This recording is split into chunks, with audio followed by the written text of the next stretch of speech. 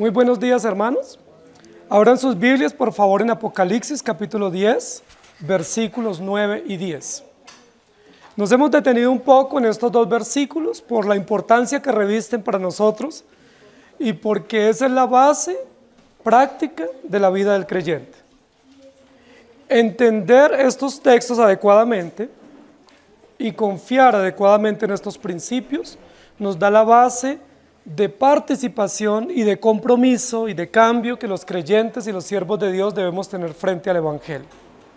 Apocalipsis capítulo 10, versículos 9 y 10 dice: y fui al ángel, diciéndole que me diese el librito, y él me dijo: toma y cómelo, y te amargará el vientre, pero en tu boca será dulce como la miel.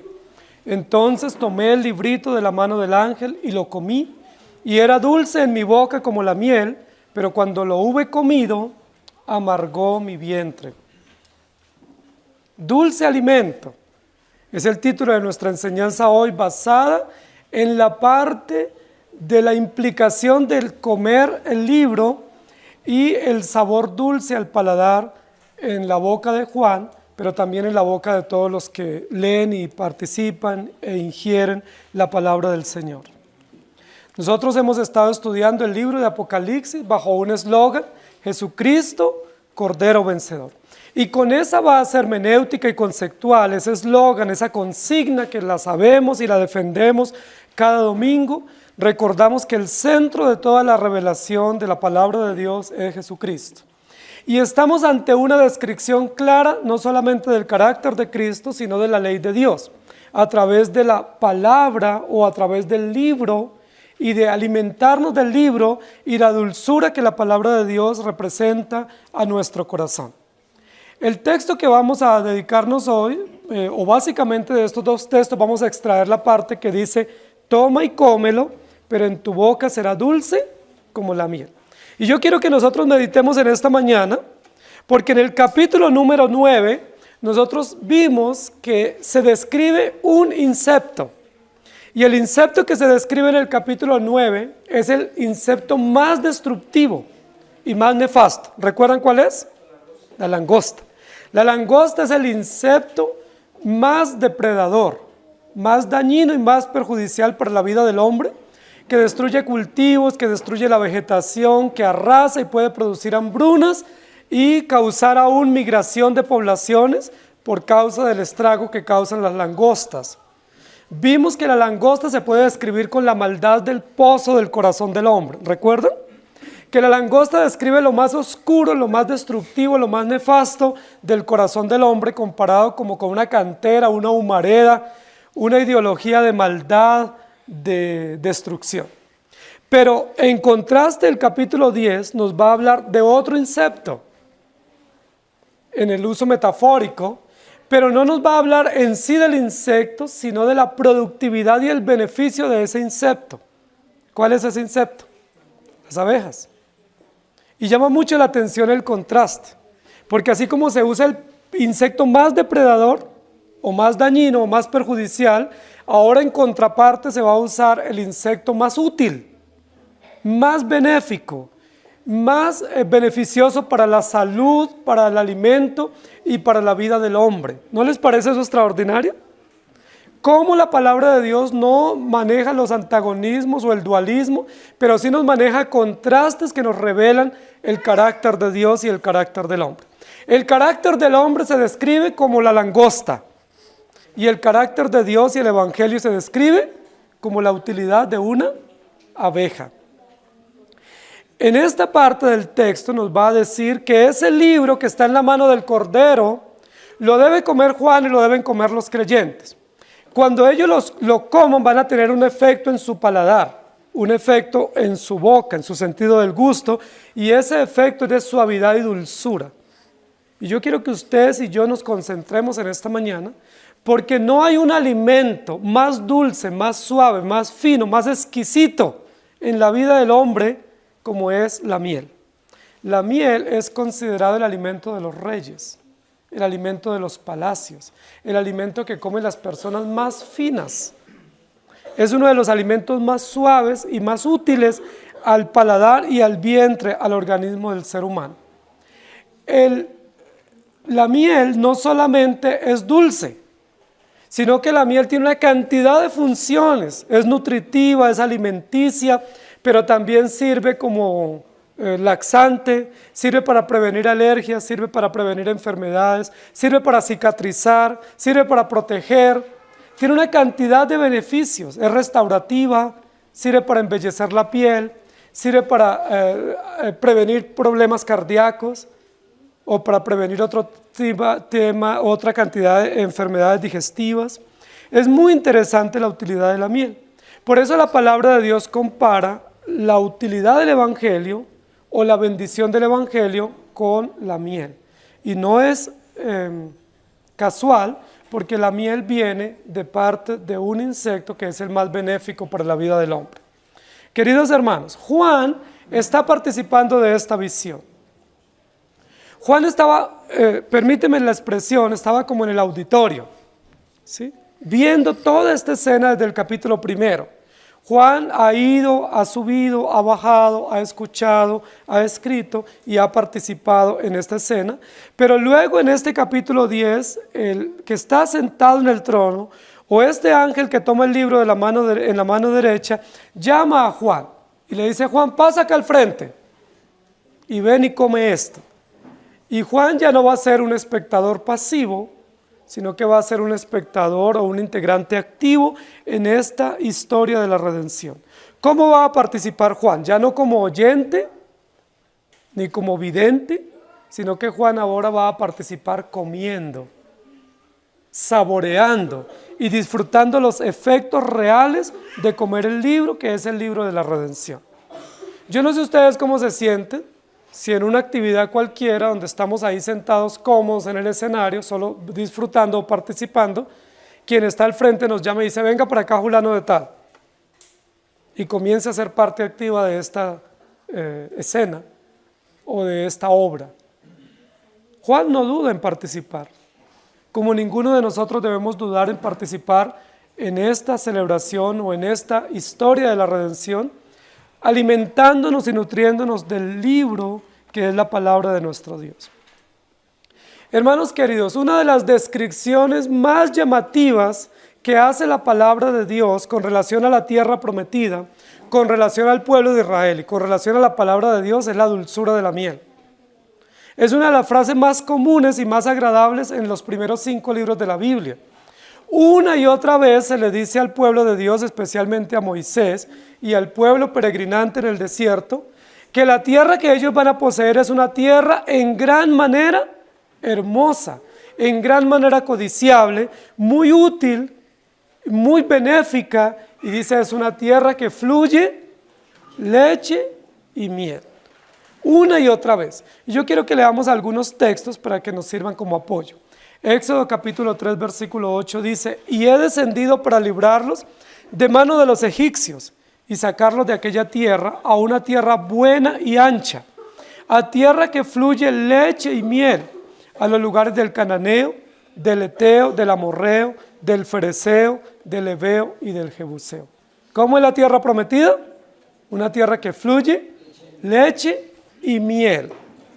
En Deuteronomio 26, 9 dice: y nos trajo a este lugar y nos dio esta tierra, tierra que fluye leche y miel.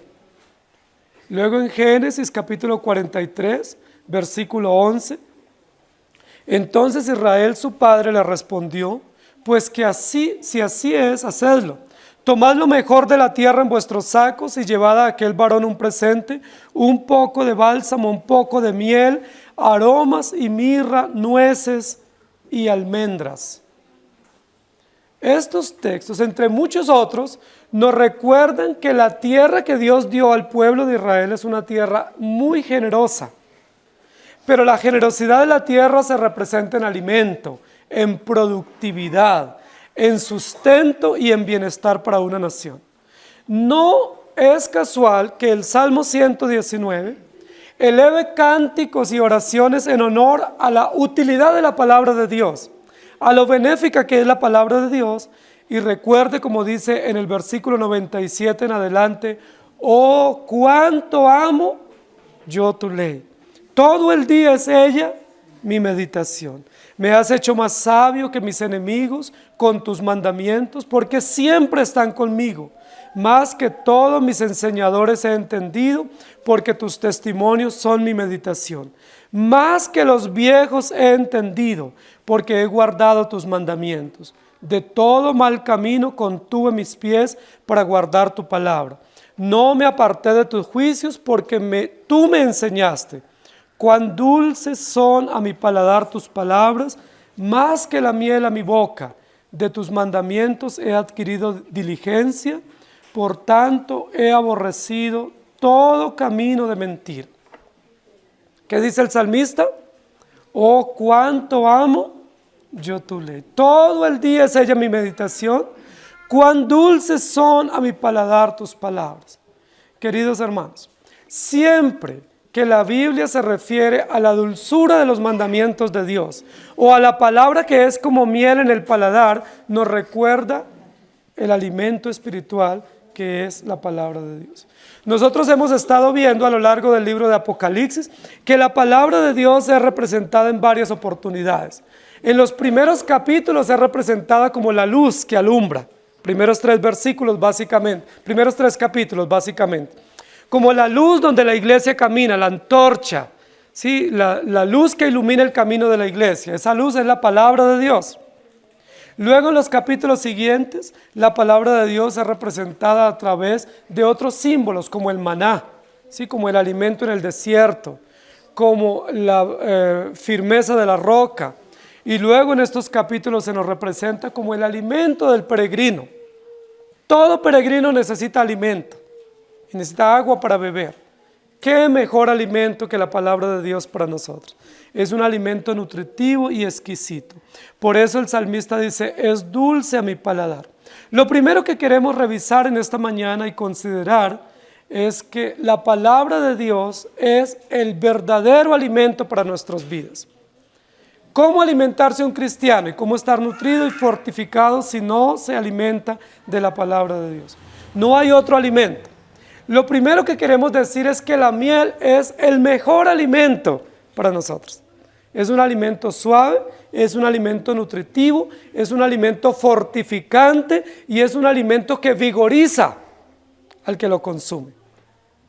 Muchas veces los médicos nos recomiendan darle a los niños o a los ancianos o a los enfermos o a los que están desnutridos miel. Y dicen, consígase una miel pura, una miel de abejas buena y tome todos los días. Especialmente nosotros que vivimos en este tipo de ciudad fría, donde hay muchos temas de respiración y alergias y virus para nuestros niños, nos recomiendan los médicos darles suficiente miel, no solo para prevenir, sino también para sanar problemas pulmonares y respiratorios. Queridos hermanos, ¿por qué la Biblia usa la palabra de Dios comparada como miel? Porque la palabra de Dios es nuestro verdadero alimento espiritual. Y es un alimento suave, es un alimento de fácil digestión, es un alimento de fácil ingestión y es un alimento que realmente cumple una función energética, vigorizante y nutritiva exclusiva de la palabra de Dios. Mientras el mundo se alimenta de lo que come la langosta, ¿de qué nos alimentamos los creyentes? De la palabra de Dios. Mientras el mundo se alimenta del humo que sale de la cantera del abismo de su propio corazón, los creyentes nos alimentamos del pan del cielo, del maná espiritual que se llama la palabra de Dios, comparada con la dulzura y con el nutritivo alimento que sale del polen de las flores de la palabra de nuestro Dios. Queridos hermanos, nosotros tenemos que reconocer una y otra vez que con mucha facilidad nosotros nos gusta más alimentarnos de lo que el mundo se alimenta que alimentarnos de la palabra de Dios. La pregunta es, ¿por qué nos gusta más el alimento del mundo y no el alimento de la palabra? Nos falta mucha sabiduría a nosotros para saber que el alimento nutritivo y rico en vitaminas y que es un alimento exquisito y útil es la palabra de Dios. Recuerden cuando los caminantes de Emaús iban por el camino un poco desilusionados después de la muerte del Señor Jesucristo. Ellos parece que habían olvidado que Jesús les había dicho que iba a resucitar. Recuerden cuando Jesús se pone al lado de ellos y comienza a hacerles unas preguntas y luego les expone las Escrituras. Ellos no reconocieron a Jesús. ¿Recuerdan cuándo lo reconocieron? Cuando Jesús les partió el pan.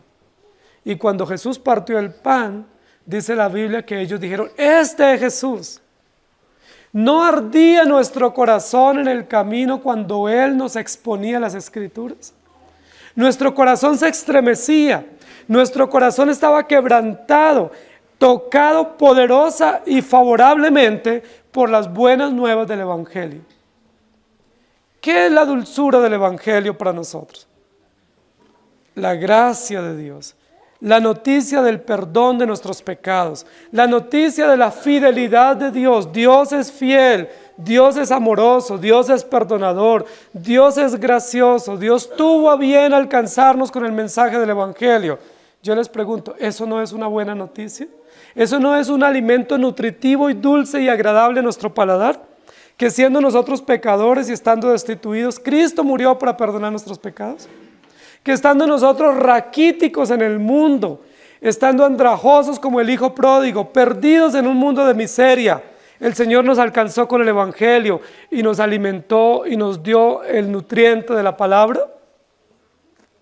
La historia del hijo pródigo, de la oveja perdida, son historias que ejemplifican claramente que nosotros estábamos en el mundo perdidos y destituidos, andrajosos, malolientes, desahuciados en un mundo de pecado, como escorpiones, viviendo en los escondrijos de este mundo y siendo venenosos y causando alarma y terror a otros. El Señor nos alcanzó y nos dio el alimento de la palabra, un alimento dulce y nutritivo. Deuteronomios capítulo 8, versículo 3 dice, y te afligió, y te hizo tener hambre, y te sustentó con maná, comida que tú no conocías, ni tus padres la habían conocido, para hacerte saber que no solo de pan vivirá el hombre, sino de toda palabra que sale de la boca de Jehová vivirá el hombre. ¿Cómo nos alimenta el Señor? Con la palabra. Así, y nos pone el ejemplo que así como el pueblo de Israel estuvo durante 40 años en el desierto y Dios los alimentó milagrosamente, así Él nos alimenta con su palabra. El Salmo 119, 103 y 92 dice, cuán dulces son a mi paladar tus palabras, más que la miel a mi boca. Si tu ley no hubiese sido mi delicia, yo en mi aflicción hubiera perecido. Qué expresión tan bonita del salmista. Si tu palabra, si tu alimento dulce y nutritivo no hubiese sido mi delicia, ya hubiéramos perecido.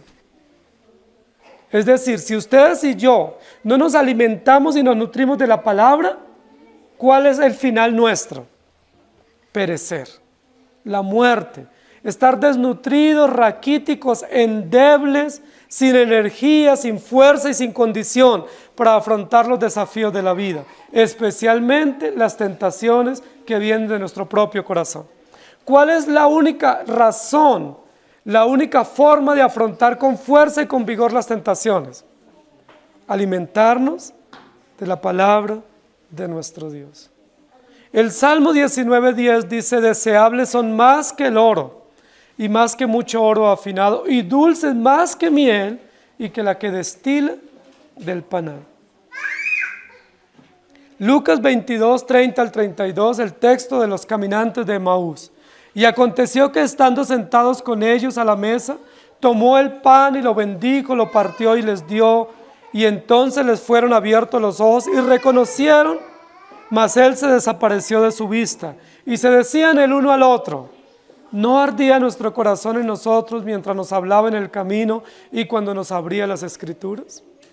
Hermanos queridos, una característica común de los creyentes es que cuando se abren las Escrituras y se exponen, el corazón del creyente arde, o vibra, o se quebranta.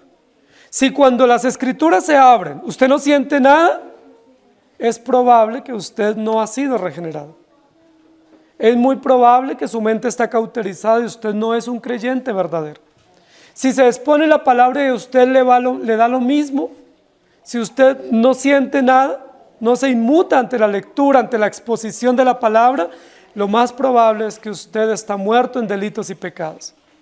Porque un creyente nacido de nuevo vibra ante la palabra, se quebranta ante la palabra, reacciona ante la palabra, tiene reacción ante la palabra. Y su reacción es caer de rodillas, confesar sus pecados, arrepentirse, pedir ayuda, pedir auxilio o expresar gratitud y adoración. Como dice allí, cuán deliciosa es tu palabra. Usted al final de la predicación, si ha nacido de nuevo, usted tiene que decir, cuán bella es tu palabra a mi corazón. O decir, cuán dura es tu palabra a mi corazón. O decir, Señor, ayúdame porque me cuesta entender tu palabra. Pero tiene que haber alguna reacción. Si no hay reacción, usted debe preocuparse. Si hay reacción, usted debe decir, Dios está obrando por su preciosa palabra en mi corazón. Juan capítulo 4, versículo 24, Jesús les dijo, mi comida es que haga la voluntad del que me envió y que acabe su obra. ¿Cuál es la comida espiritual de los creyentes? ¿Cuál es el alimento de ustedes? La Biblia lo dice que guardemos sus mandamientos. Y para guardar sus mandamientos tenemos que alimentarnos de ellos, tenemos que comerlos, tenemos que nutrirnos. Es muy probable que ustedes hoy estén preocupados por qué almorzarán con sus hijos o con su familia. Es probable que ustedes ya hayan hecho provisión para su almuerzo. La pregunta es, ¿de igual manera están haciendo provisión para su almuerzo espiritual? Todos los días se preocupan por su tiempo de lectura, su devocional, su meditación, escudriñar las escrituras, alimentarse, nutrirse de ellas. Usted puede estar muy vigoroso físicamente, usted puede estar muy nutrido, pero puede estar débil y raquítico espiritualmente, si no se alimenta de la palabra. Porque ese alimento es dulce si usted lo ingiere, si usted lo recibe y se apropia de él. La segunda función que tiene la palabra de Dios y que de igual manera tiene la miel comparada en esta metáfora es que protege. La miel es verdadero alimento, así como la palabra de Dios.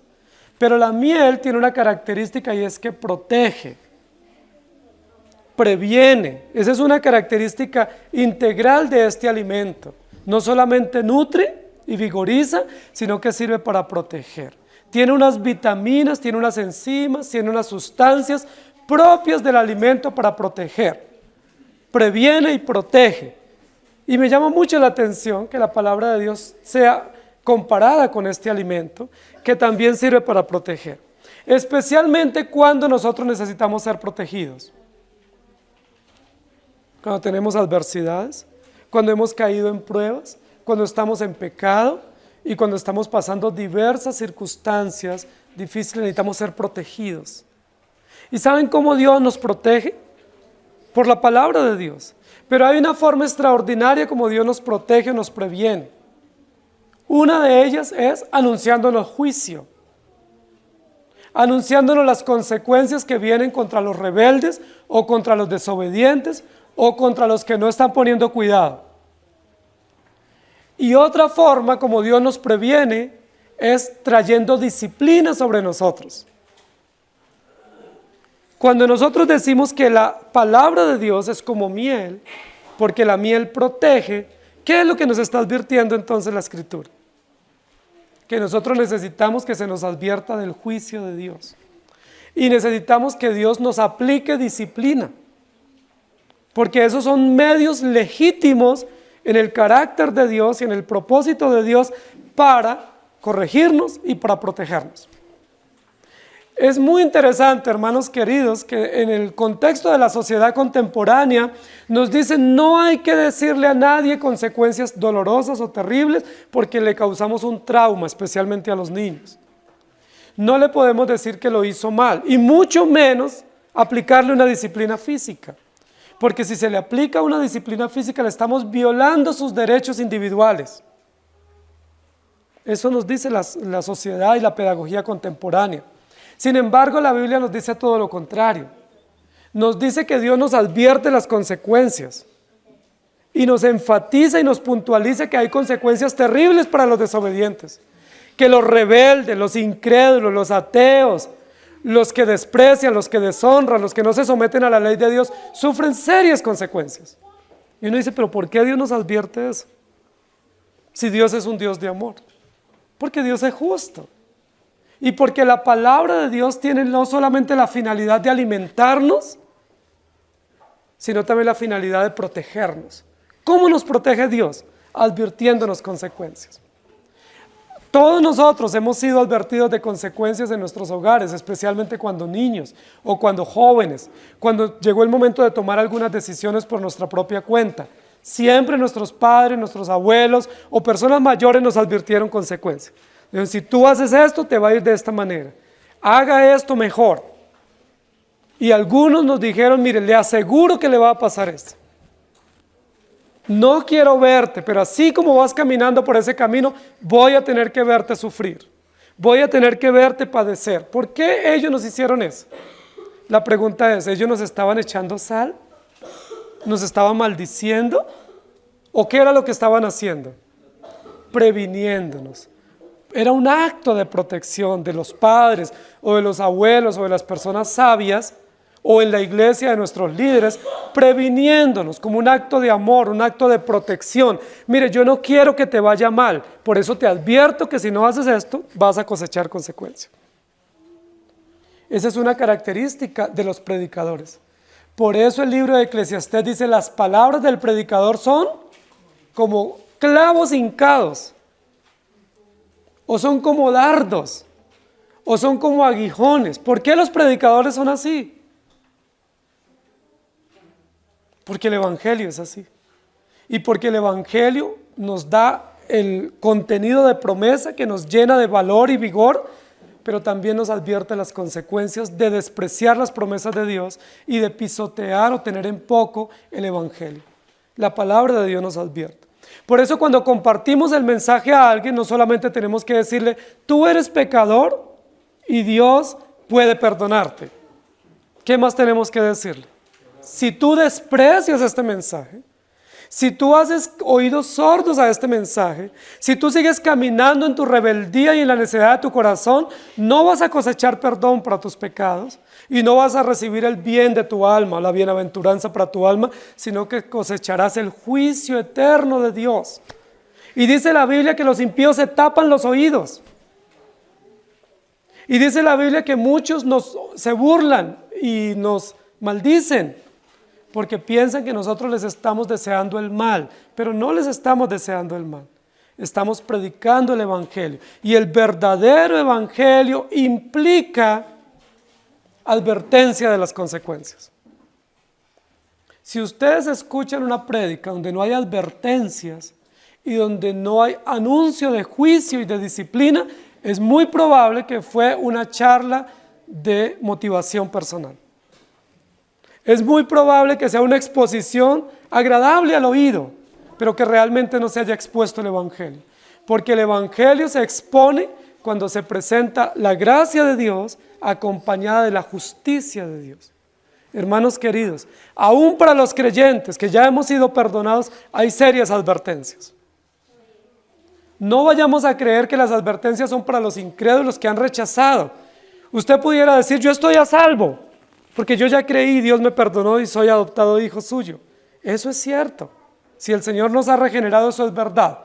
Pero lo que también es verdad, que siendo adoptados y siendo regenerados, hay advertencias para nosotros. ¿Cuáles son las advertencias para los creyentes? Hijo mío, no menosprecies mi ley.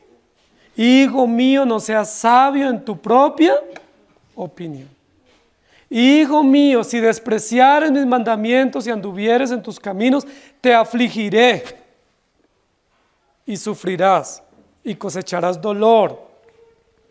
Son advertencias legítimas para nosotros como creyentes.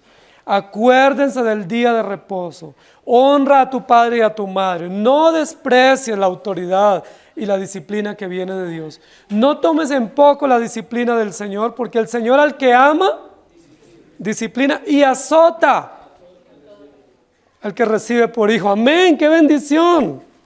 Eso hace parte de la dulzura de la palabra. Es tan dulce la palabra que nos advierte de manera preventiva las consecuencias de nuestros actos para que nosotros no caigamos en esos actos pecaminosos y si caemos, sepamos que fuimos advertidos. Génesis capítulo 2, el Señor le dice a esta primera pareja en el Edén: coman de todo árbol, pero no coman del árbol que está en el medio, el árbol de la ciencia del bien y el mal, porque el día que de él comieren, ciertamente morirán.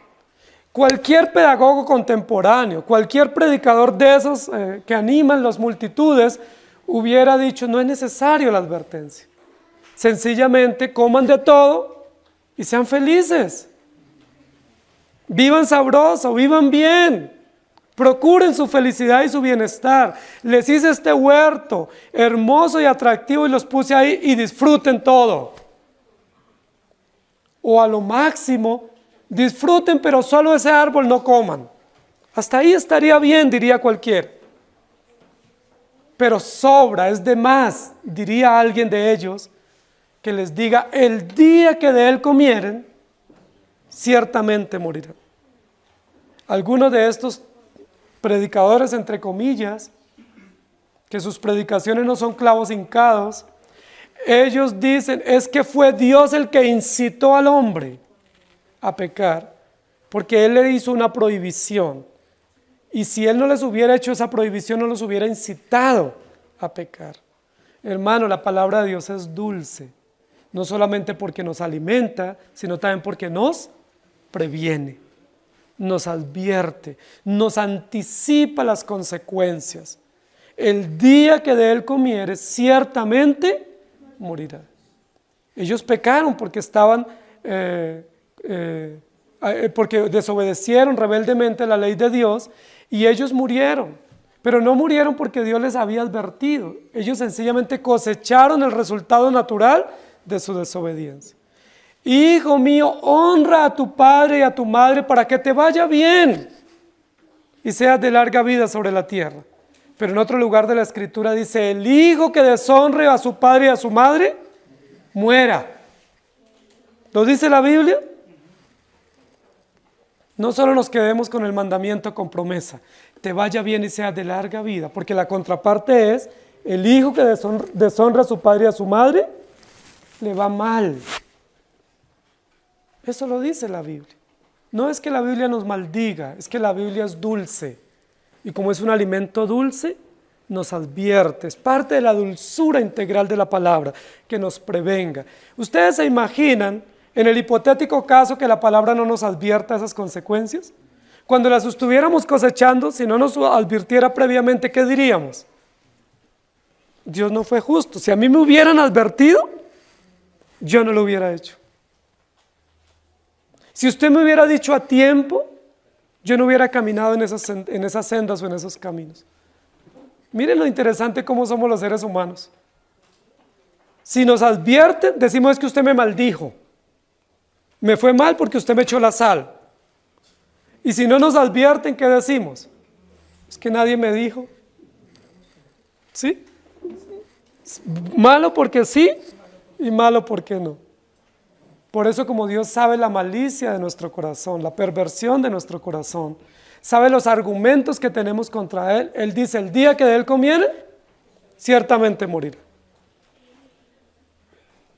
Nos advierte las consecuencias. Pero yo les pregunto, ¿no es eso parte de la dulzura de la palabra? Porque no es amargura que Dios nos anticipe las consecuencias. No es maldad de parte de Dios. La amargura es de nuestras consecuencias por el pecado.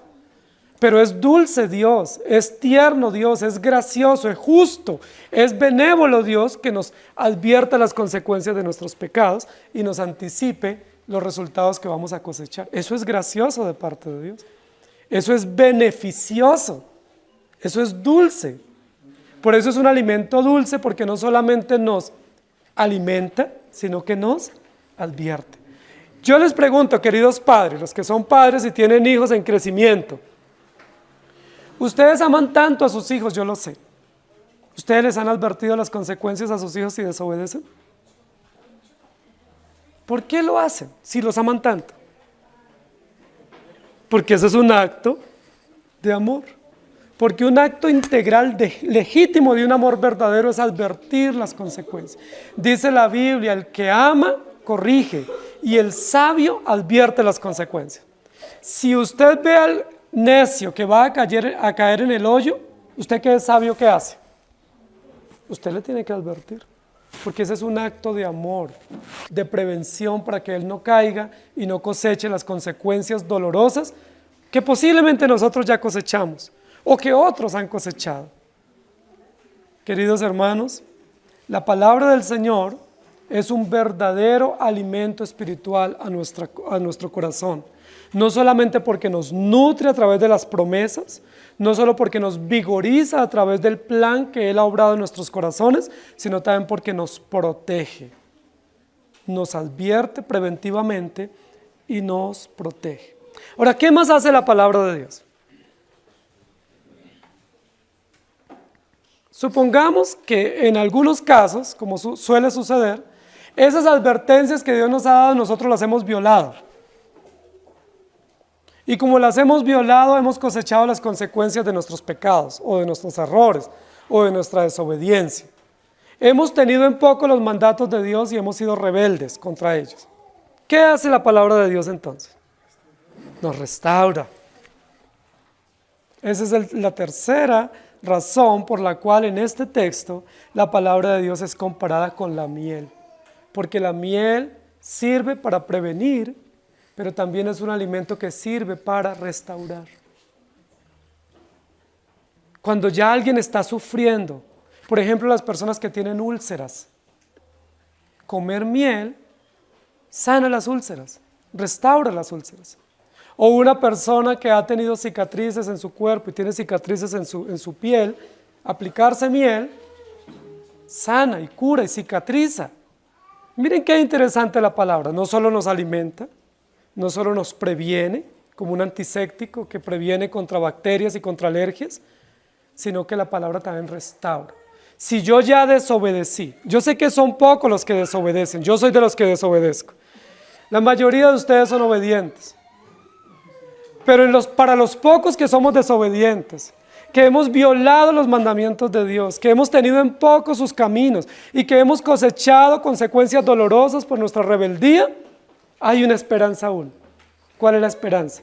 La palabra restaura, la palabra cicatriza, la palabra corrige, la palabra levanta. Hermanos queridos, el texto dice, toma y cómelo, y en tu boca será dulce como la miel.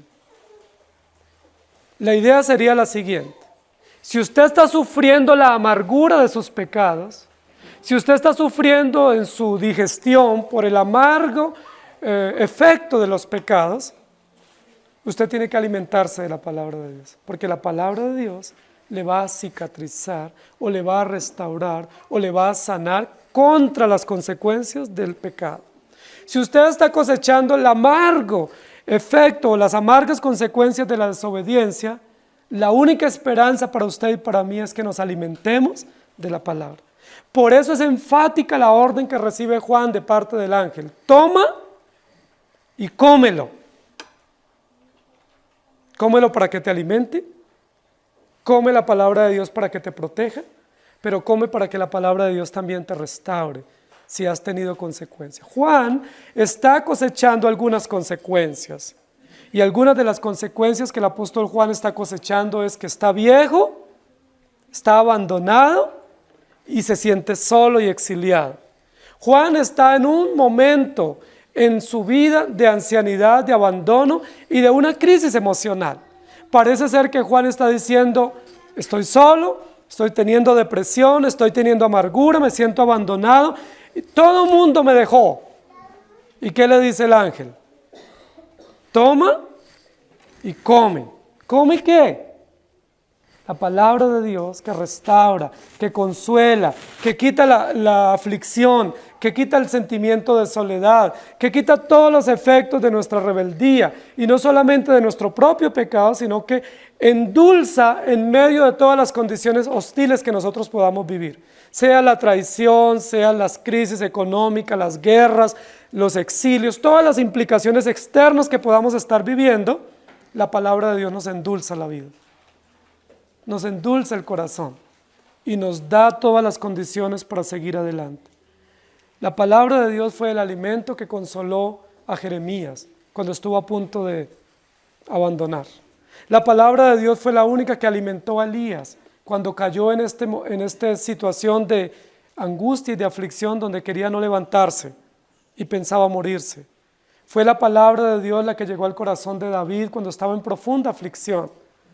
Cuando David dice que quería morirse y que estaba anoréxico y que estaba deprimido, dice la Biblia, fue la palabra de Dios la que confortó. El perdón del Señor en el corazón de Juan de David lo preparó para seguir adelante.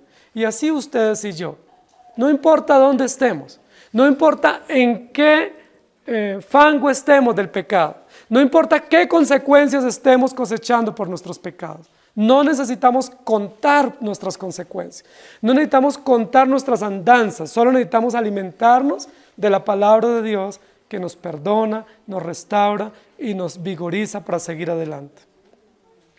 Por eso es enfático el texto: toma y cómelo y te endulzará el paladar, te endulzará la vida.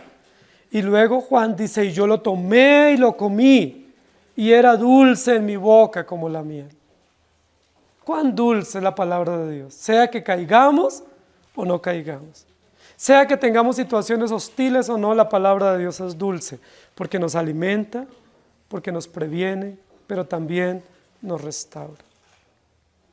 Por eso la palabra de Dios nos ayuda, que en momentos de pecado de cualquiera de nosotros, no debemos juzgarnos. ¿Qué dice la Biblia? Si algún hermano cae, vosotros que sois espirituales, ¿qué dice la Escritura? ¿Restaurarle con qué? Con la palabra de Dios, con la palabra de Dios, pero no buscando los textos propios para echarle sal a la herida, ¿sí? Porque a veces buscamos esos textos, ¿no? O sea, le ponemos ahí la sal en la herida y eso arde más bueno. No, hay que buscar la palabra que da esperanza y consuelo, que nos anime y nos edifique. Hay uno de los episodios en la Escritura que me llama muchísimo la atención de cómo el Señor restaura, y es el caso de Jesús con Pedro, después de la negación. Pedro negó a Jesús, Pedro fue advertido, a Pedro se le había prevenido de ese episodio. Pedro negó al Señor, fue consciente, pero cuando Jesús se acercó a él, ¿cómo lo restauró? Le hubiera podido sacar un texto y decirle maldito con maldición. Jesús lo hubiera podido hacer, pero ¿qué usó Jesús para restaurar a Pedro? Una verdad, un concepto que quebró a Pedro, que estremeció su corazón y que en lugar de llenarlo de culpa produjo en él un arrepentimiento genuino y una convicción de que él era indefenso e incapaz de poder cumplir los desafíos de Dios y necesitaba la gracia del Evangelio. Pedro, ¿me amas más que estos? Y recordamos todo el episodio, ¿cierto? Qué bueno el Señor, que si nosotros estamos enfermos por el pecado o estamos cosechando las consecuencias de nuestras rebeldías, el Señor a través de su palabra y a través de nuestros hermanos nos restaure, pero que nos restaure, como dice la Escritura, con espíritu de mansedumbre. Que no nos juzguemos, ni nos señalemos, ni nos destruyamos unos a otros. Hay un concepto popular que a veces hasta los incrédulos lo usan, y es: los cristianos son el único ejército que mata a sus soldados o a sus heridos. Patético esa descripción. Yo una vez fui al médico el año antepasado. Bueno, todos los años voy, pero les voy a contar un caso del año antepasado. Y fui al médico y cuando él me preguntó, ¿y usted qué es? Yo le dije, yo soy cristiano. Me dijo, ay, ahora sí entiendo. Me dijo, porque los cristianos son los únicos que se matan entre ellos. Yo no pude decir nada más. porque eso en muchos casos es real. La Biblia dice que nosotros debemos perdonarnos y amarnos y cuidarnos unos a otros. Y si algún hermano comete una falta, es probable que alguno cometa una falta escandalosa, una falta vergonzosa, una falta legítima donde se requiera un llamado de atención. ¿Qué dice la Biblia? ¿Todos nos escandalizamos? ¿Todos traemos piedras y estamos listos apuntando pues para disparar? ¿Qué dice la Biblia? Revístanse de mansedumbre, de humildad y de sencillez y restáurense unos a otros como ustedes han sido restaurados en Cristo Jesús. Esa es la palabra de Dios. Esa es la dulzura de la palabra de Dios. Que la palabra de Dios no nos remata, sino que nos levanta y nos conforta. ¿Quiénes somos nosotros para destruir a otros? O para juzgar a otros. En el caso de la mujer adúltera, dice la Biblia que toda esa multitud venían preparados para cumplir lo que la ley literalmente decía. Y Jesús les dijo, el que esté libre de pecado, lance la primera piedra. ¿Y se acuerda quiénes fueron los primeros que se fueron? De los más viejos a los más jóvenes. Jesús no dijo que no se juzgara el caso. Jesús no dijo que esa falta de esa mujer era leve, era una gran falta contra la ley de Dios y contra el honor de Dios. Pero lo que Jesús dijo fue, el que esté libre de pecado, que la juzgue. ¿Quién está hoy libre de pecado para juzgar a otro hermano? Todos somos pecadores. Pero tenemos la gracia de Dios que nos perdona, nos restaura, y la gracia de Dios que nos da esperanza para tratarnos unos a otros, consolarnos unos a otros y levantarnos unos a otros. Por eso el Evangelio es el dulce alimento, y por eso es oportuno para el apóstol Juan. Juan fue un gran predicador del Evangelio. Juan fue un escritor de la palabra de Dios. Él es el comisionado para escribir el libro de Apocalipsis, pero al final de sus días, ¿cómo está Juan? Con amargura, con desánimo y muy afligido. Y no es para menos, llegando a los 100 años, sin familia, sin salud, sin tierra, abandonado a su propia suerte. Pero en medio de la amargura de la soledad, en medio del silencio del desierto, del exilio, en medio de su vejez y su precariedad, el Señor, a través de esta visión, se dirige directamente a él para confortarlo y decirle, Juan, aliméntate bien. Aliméntate bien para que tengas condición para lo que te viene. Porque aún no te he desechado. No prepares ya tu lecho de muerte, porque aún tendrás que predicar. Y el versículo siguiente, que lo analizaremos el próximo domingo, nos habla de la comisión o la renovación de la comisión que tiene Juan para seguir predicando a las naciones, porque todavía tiene camino. Así le dijo el Señor a Elías, levántate, come, porque largo camino te resta. Y ese es el mensaje para nosotros hoy. Largo camino nos resta. Y al final del día necesitamos estar vigorosos y fuertes y endulzados por el poder del Evangelio. Que el Señor nos ayude. Oremos. Señor, gracias por esta mañana darnos tu palabra y por recordarnos que vivimos en un mundo lleno de mucha amargura, que las circunstancias que nos rodean son amargas, son hostiles, sean económicas, políticas, militares, pero también por recordarnos que afrontamos la amargura de nuestros propios pecados. Afrontamos la amargura de nuestra propia rebeldía y de las consecuencias de nuestros actos deliberados contra tu ley. Pero gracias porque pese a las circunstancias externas y pese a la amargura de nuestro propio corazón, tu palabra nos endulza, tu palabra nos alimenta y tu palabra nos da esperanza. Hoy nos has alimentado con tu palabra y nos has recordado que tu palabra, que es tan dulce como la miel, no solamente nos alimenta, sino que nos previene, nos advierte, nos protege. Pero si hemos caído ya y estamos cosechando consecuencias de dolor, tu palabra nos restaura, nos levanta, nos perdona y nos conforta para seguir mirándote a ti. ¡Qué bueno! Que tu palabra no se centra en nuestras miserias, tu palabra no se centra en nuestros fracasos, tu palabra se centra en el carácter del autor y consumador de la fe. Tu palabra se centra en la gloria del Omnipotente, se centra en la dulzura de la justicia y de la gracia que vienen a través de Cristo Jesús. Por eso alimentarnos de ti nos hace quitar la mirada de nosotros mismos y nos hace quitar la mirada de otros y de las circunstancias para que elevemos nuestra mirada hacia ti. Alzaré mis ojos a los montes. ¿De dónde vendrá mi socorro? Mi socorro viene de Jehová, que hizo los cielos y la tierra. Así como el maná descendió del cielo, tu palabra que viene del cielo nos alimenta. Y quieras tú usar hoy tu palabra para alimentarnos y hacernos fuertes y vigorosos. Pero quieras tú usar tu palabra hoy también para advertirnos de las consecuencias y prevenirnos. Y si muchos como yo hemos desobedecido y estamos cosechando consecuencias, que tu palabra hoy nos restaure.